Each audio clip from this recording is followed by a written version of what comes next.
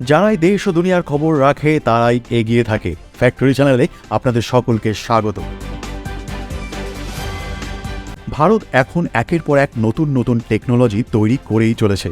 এই বিষয়টা কয়েক বছর আগে পর্যন্ত আমরা কেউ স্বপ্নেও কল্পনা করতে পারতাম না। আর ভারতের এই অগ্রগতি দেখে সারা পৃথিবীর এখন অবাক হওয়া ছাড়া আর কিছুই করার নেই।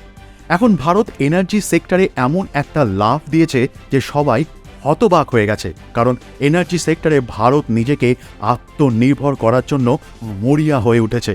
আর এই এনার্জি সেক্টর হলো এমন একটি সেক্টর যার সাহায্যে সারা পৃথিবীতে নিজের প্রতিপত্তি স্থাপন করা যেতে পারে। আর এটাই হলো একমাত্র কারণ যার সাহায্যে আরব দেশ এত বছর ধরে সারা পৃথিবীতে নিজের পাওয়ারকে প্রদর্শন করেছে। কিন্তু ভারত এখন পেট্রোল এবং ডিজেলের উপরে নির্ভরশীলতা পুরোপুরি শেষ করার জন্য মনস্থির করে ফেলেছে। আর এই সকল ওপেক দেশের রাতের ঘুম উড়ে যাওয়ার জন্য এটা যথেষ্ট কারণ হতে পারে। সারা পৃথিবী এত বেশি পরিমাণে পেট্রোলের উপরে নির্ভরশীল হয়ে পড়েছে যে অনেক বছর পর্যন্ত পেট্রোলের অল্টারনেটিভ হিসেবে অন্য কোনো প্রক্রিয়াকে চিন্তাই করা হয়নি।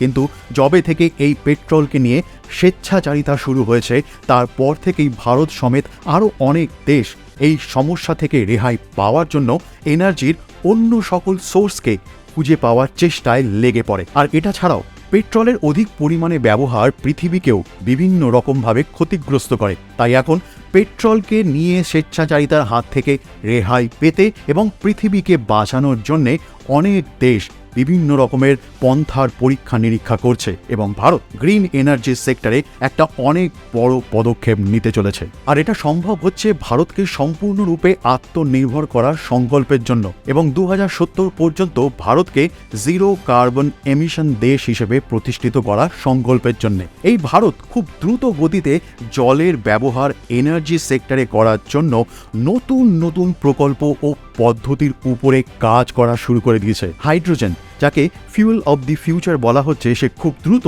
ফিউয়েল অব দি ইন্ডিয়া হতে চলেছে। কারণ ভারত সমেত সারা পৃথিবীতে জল নামক জ্বালানির কমতি কখনোই দেখা যাবে না এবং ভবিষ্যতে এই হাইড্রোজেন ফিউয়েল যে কোনো দেশের ইকোনমিকে এগিয়ে নিয়ে যেতে অনেকটাই সাহায্য করবে। তাই এখন ভারত হাইড্রোজেন ফিউয়েল এবং ইঞ্জিনকে নিয়ে অনেক বড় আকারে অলরেডি কাজ করা শুরু করে দিয়েছে। আর আমাদের ভারতের কোম্পানি L&T এই গ্রিন এনার্জি সেক্টরে কাজ করার জন্য একটা বিশাল বড় ডিল করেছে। এখন এমনটা নয় যে L&T হাইড্রোজেন ফিউয়েলের সাপ্লাই দেশের ফিউয়েল স্টেশনগুলোতে করবে, বরং L&T হাইড্রোজেন প্রডিউস করার জন্য মেশিন মানে ইলেকট্রোলাইজার তৈরি করার ক্ষেত্রে নিজের সাম্রাজ্য তৈরি করতে চলেছে। এই কাজের জন্য L&T ফ্রান্সের একটি কোম্পানি ম্যাকফির সাথে টেকনিক্যাল এগ্রিমেন্ট সাইন করেছে।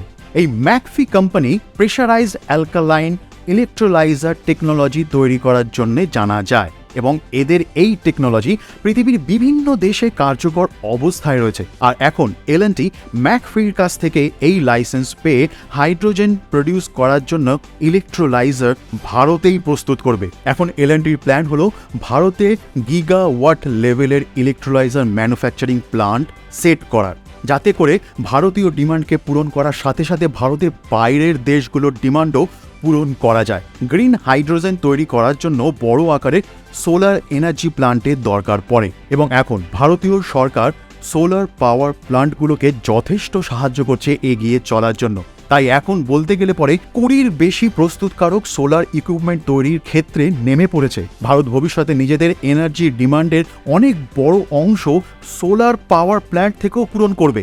এখানে আপনাদের বলে দিই, গ্রিন হাইড্রোজেনের প্রোডাকশন 2030 পর্যন্ত 5 মিলিয়ন মেট্রিক টন প্রতি বছর প্রস্তুত করার টার্গেট রাখা হয়েছে।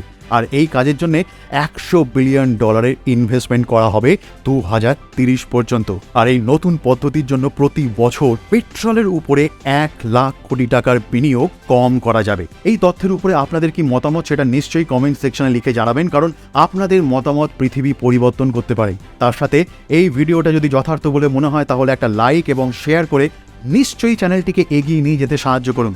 চ্যানেলটিকে সাবস্ক্রাইব করে রাখুন এবং ফ্যাক্টের সাথে আপডেট থাকুন। জয় হিন্দ।